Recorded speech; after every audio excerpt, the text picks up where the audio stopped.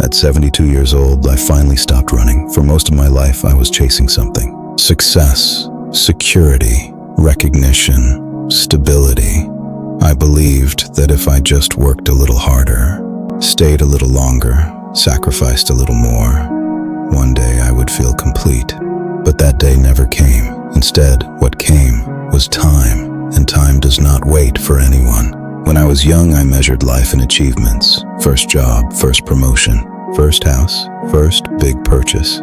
Each milestone felt like progress.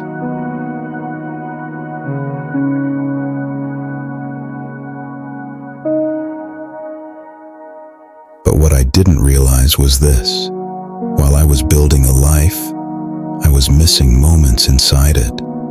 I remember when my son was 5 years old. He used to wait by the window every evening just to see my car. One night I came home late. Again. He had fallen asleep on the couch, still wearing his tiny shoes. I told myself, I'm doing this for him. But children don't measure love in income. They measure it in presence.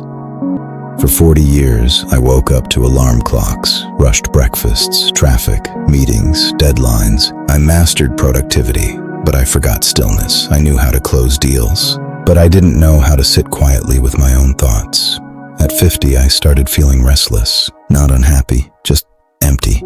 I had everything society told me to want, but I felt like I was living someone else's definition of success. So I chased bigger goals. More money, more respect, more influence, and yet the finish line kept moving.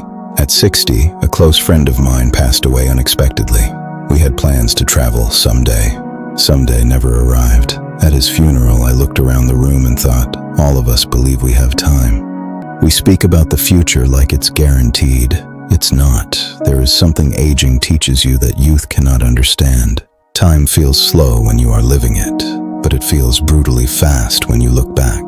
The years you thought were endless were actually numbered. One evening, sitting alone at my kitchen table, I asked myself a question that changed everything. If my life ended this year, would I be proud of how I spent last month? Not impressed, not admired, proud.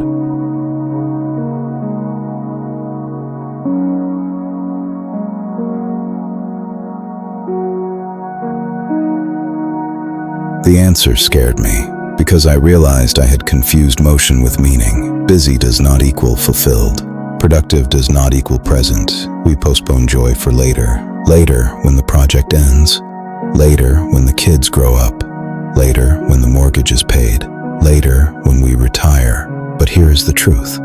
Later is a dangerous promise, because later is not guaranteed. At 67, my doctor said something simple. You've taken care of your responsibilities, now take care of your life. But here is the truth.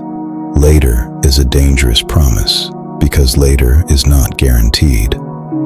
At 67, my doctor said something simple.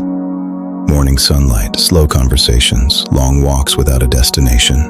That sentence echoed in my mind for weeks. I had built a strong career, but I had neglected simple joys. So I made small changes. I stopped checking my phone first thing in the morning. I started calling old friends without needing a reason. I began telling people what they meant to me, even when it felt awkward, especially when it felt awkward, because awkward lasts seconds, regret lasts years. I used to believe wealth meant accumulation. Now I know wealth means connection. Wealth is having someone who answers your call at midnight. Wealth is laughing so hard at dinner that your stomach hurts. Wealth is being healthy enough to walk without pain. Wealth is sleeping without unfinished apologies.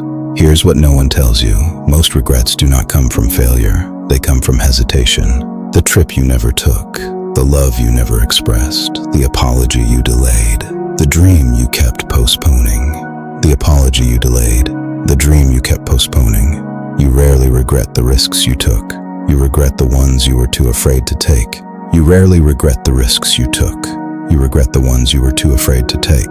At 72, competition feels exhausting. Ego feels unnecessary. Arguments feel small. You realize most of what you fought for did not matter. And most of what mattered did not require fighting. I stopped trying to impress people who were not thinking about me. I stopped comparing my journey to someone else's highlight reel. I stopped postponing happiness for a perfect time. There is no perfect time. There is only time, and it moves quietly, steadily, without emotion. One day your house will belong to someone else.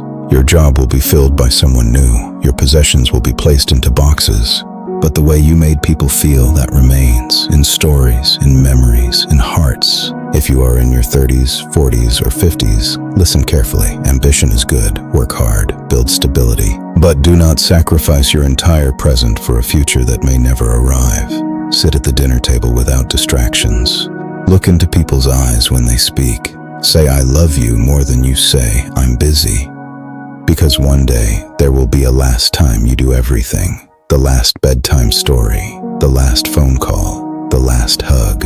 And you won't know it was the last. Time is not something you manage. It is something you spend. Every day, you are spending it.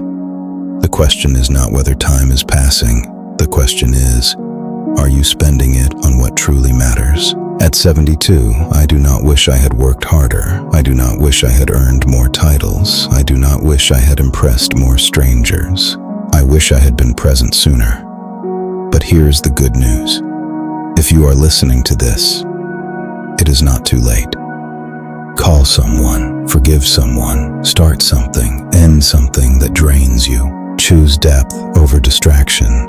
Choose presence over pressure. Choose courage over comfort. Because in the end, when the calendar pages stop turning for you, only one question will matter. Did you truly live, or were you just preparing to? The choice is yours, and the clock is already ticking.